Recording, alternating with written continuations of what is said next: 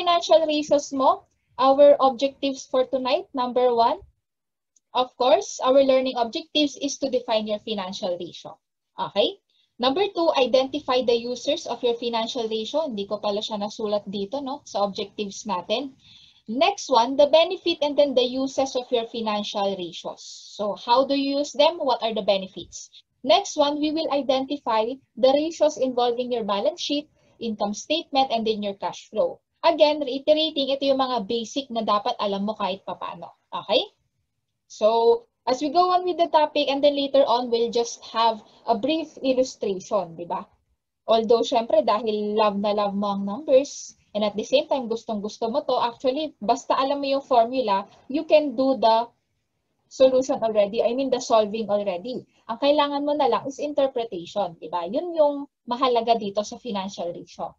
Okay, so effort, may gumagalaw pa sa presentation ko, ah. Okay.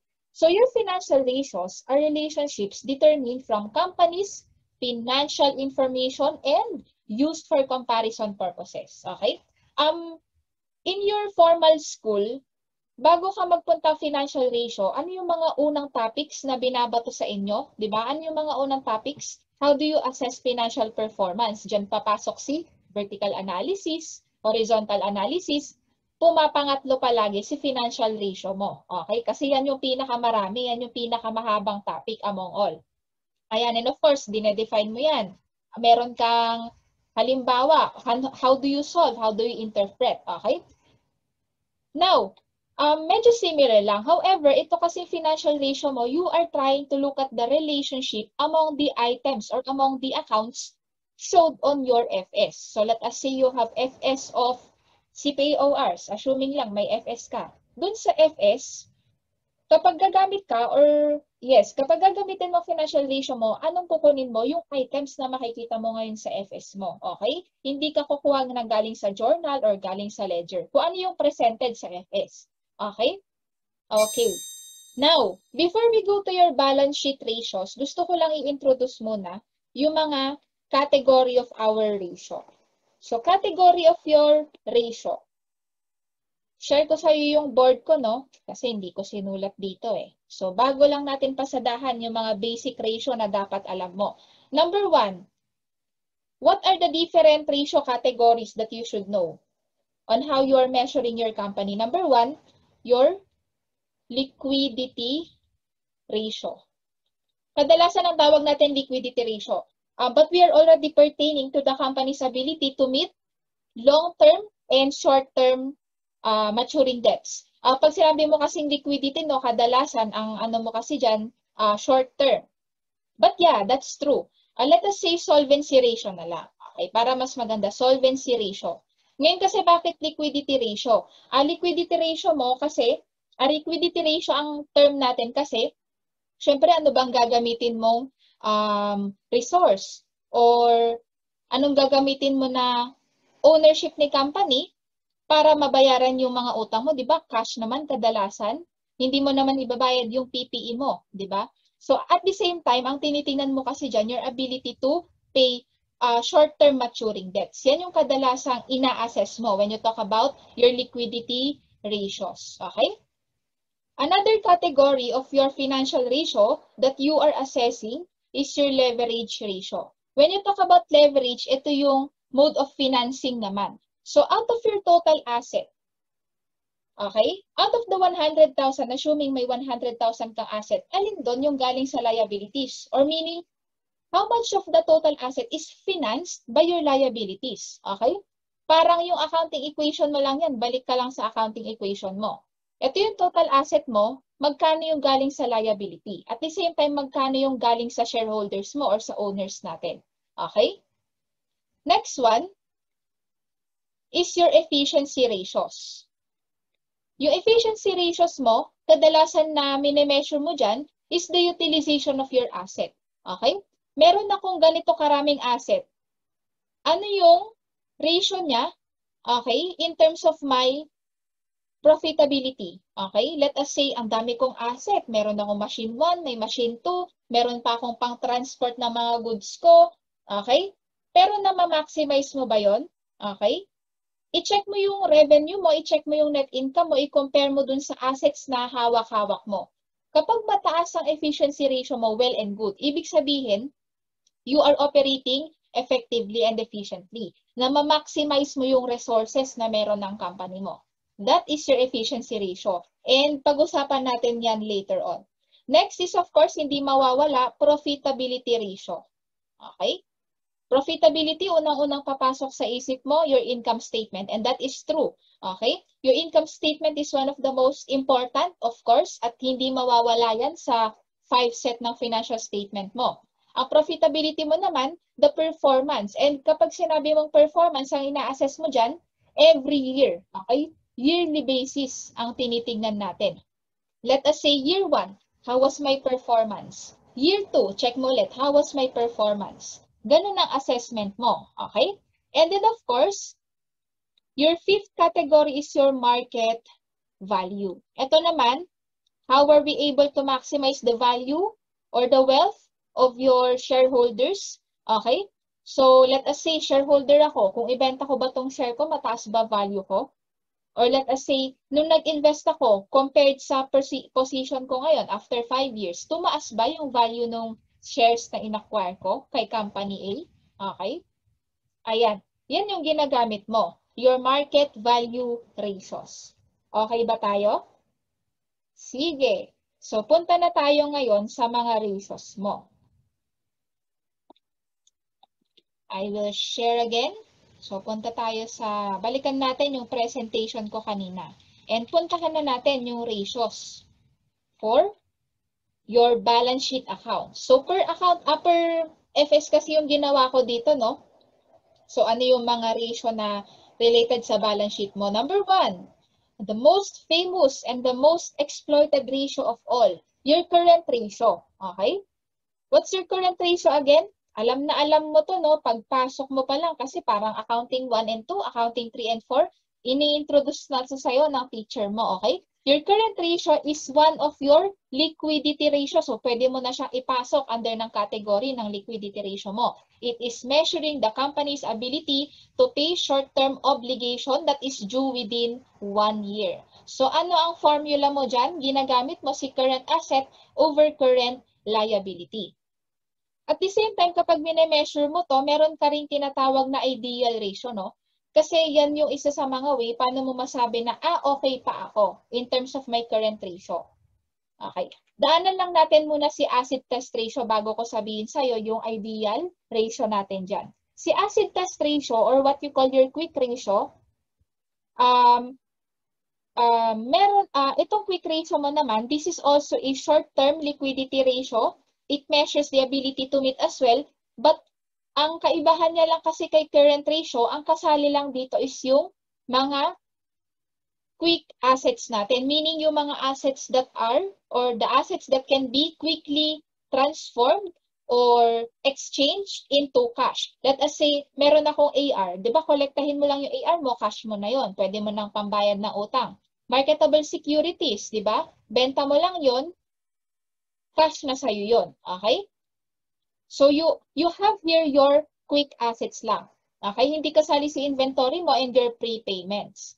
Alright? Again, ang denominator mo pa rin, current liability. So, balikan mo lang konti kung ano yung definition at kung ano yung kasali sa current liabilities mo. So, wala namang ano dito wala namang complexities. Dapat at least alam mo lang yung basic accounting mo. Okay? So, anong alternative mo lang kung binigay sa'yo si acid test ratio, pwedeng yung buong current asset, ibawas mo na lang si inventory tsaka si prepayments. Okay? Now, your current ratio, ito yung may tinatawag tayo ng mga ideal ratios natin. Bakit ideal ratio? Kasi itong ratio mo na to, ito yung mga ratio na dapat mong binabantayan kasi kapag sobrang taas or sobrang baba, you are offsetting this with another ratio. Okay? Or with another measure of your company. And that is your profitability. So ano ba yung ideal ratio mo in terms of your quick ratio and acid ratio? Ang ideal ratio mo dyan, okay na yung, of course, dapat matapatan mo, no? Dapat ang current asset mo, kayang-kaya niyang i-cover ang current liability mo, 1:1. Okay yun. Let us say, ang ideal mo, kaya ang ideal dyan, let us say, 1 1.5:1. Meaning, at least may excess kahit papano yung current asset mo over your current liability. Para kung sakasakaling madagdagan ng konti ang current liability mo, hindi ka pa rin kakapusin. So siguro maximum mo dyan, mga 1.8 hanggang 2. Pero wag kang lalampas ng 2, okay? Bakit? Okay, bakit? Kasi tandaan mo, ang implication niyan kapag masyadong mataas, ibig sabihin, doble ng liability mo yung value ng asset mo. Ano ibig sabihin? Siguro yung cash mo sobrang laki. Okay? Yung cash na hawak mo sa vault ng company or let us say sa cash in bank, masyadong mataas. Anong implication? Hindi ba maganda yun, ma'am? Okay, hindi palagi. Bakit?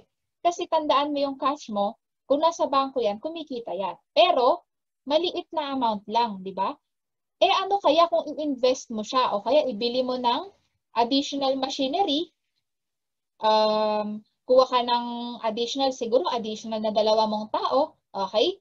Para saan, ma'am? Para ang gagawin nung asset mo na yun or nung cash mo na yun na pinambili mo, gagawa pa siya ng inventory mo na mabebenta mo. O let us say yung cash mo, instead na nandyan lang sa bangko mo or sa vault ng company mo, hindi naman kumikita, i-invest mo. So may babalik sa'yo sa cash mo na yun. Okay? Kasi hanggat hawak mo yung cash, dinedeprive mo yung company mo ng profitability. Yun naman yung kapalit niya. Okay? So, ang ideal mo dyan palagi for acid test naman, okay? Yun, let us say, pwede na dyan around 1.2, 1.5, di ba? Okay? So, yung 2, masyado nang mataas yun. Kasi imaginein mo, ano na lang ang components niya? Cash, receivable, and marketable security. Ibig sabihin, nakastock sa'yo yung cash, AR, tsaka marketable security. Anong ginagawa ng AR mo? Possible na implication yan ay hindi ka na nakakakolekta, di ba? Yung AR mo, nasa record mo na lang, hindi mo na makolektahan o hindi mo na makolekta galing kay customer. Yan yung isang implication mo dyan. Okay? So, tatandaan mo yun ha. Next one, na mga ratio naman natin regarding your balance sheet accounts is your debt ratio, equity ratio, and debt to equity ratio. So, itong debt ratio, equity, and debt to equity, sample naman to ngayon ng leverage ratio mo. Okay? Again, leverage ratio, it is measuring kung out of your total asset, magkano yung galing sa liabilities or magkano yung financed by your liability, and at the same time, how much of the total asset is coming from your equity or from your own capital. Ibig sabihin, sarili mo talagang pera yon or pera ng investors mo yon. So, isipin mo na lang okay, mag-vlog ka. Tignan mo yung FS ng i-vlog mo. Uy, ang laki ng liability niya. Ibig sabihin, malaki yung asset niya, pero yung asset niya na yon, 60% utang pala yon, okay, di ba? So, alam mong i-interpret na, nagle-leveraging siya. Yun ang technique niya para kumita siya, di ba? So, ang ginagawa niya na lang as a company, kailangan niya lang i-secure at the same time ang profitability niya at yung pag-ikot ng cash niya. And at the same time, ang pag-kolekta niya kasi dun nakasalalay. At the same time, yung liquidity mo and yung ability mo to meet those debt. Okay? So, si debt ratio, ang ina-express niyan is, it is measuring the extent of the company's asset that is leveraged or that is financed by your liability. So, anong mga ideal ratio mo pagdating sa debt ratio? So, ito kasi yung mga ratio na kailangan may ideal ratio ka, no? So, hindi naman lahat ng ratio dapat alam mo yung ideal. Alam mo lang dapat i-weigh na later on ay masyadong mataas to. Hindi na maganda yung lagay nitong company kapag ito yung case. Assuming iba-iba pa yung sizes ng company mo, ito small company lang naman tapos masyado siyang nagre-rely sa utang. Baka mamaya konting fluctuations lang, di ba, sa operation niya, maapektuhan yung performance niya or yung ability to pay niya. So, yan yung tinitingnan mo kasi. So, in terms of your equity and debt, ang ideal mo naman dyan, in terms of your debt ratio, kadalasan, mga 40%. Okay? 40% pababa, okay na yon. Kasi, subject ka naman na sa risk kung masyado namang mataas yung debt ratio mo. Anong risk? Siyempre yung risk na hindi ka makabayad. At the same time, gugustuhin ba ng creditor mo na pag i-check niya, ay ang taas naman ng debt ratio nito. Kaya pa ba niya akong bayaran kung pauutangin ko siya ulit?